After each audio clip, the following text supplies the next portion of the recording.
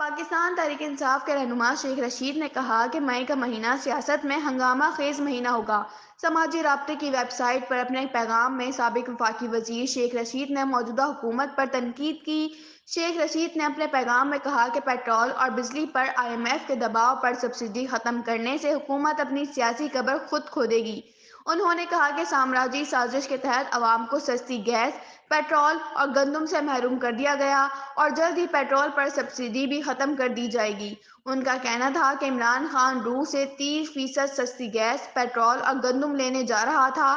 اس اقدام سے ملک میں عوام کو بہت ریلیف ملتا اور مہنگائی میں کمی آتی۔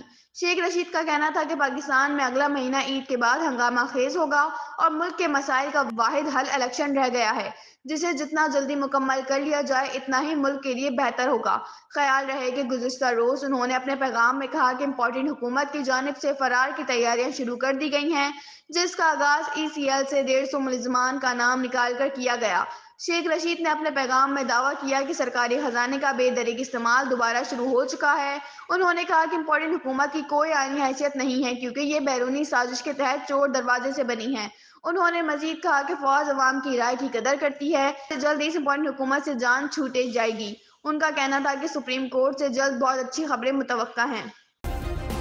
سبسکرائب کریں اور بیل دبائیں تاکہ کوئی خبر رہ نہ جائے۔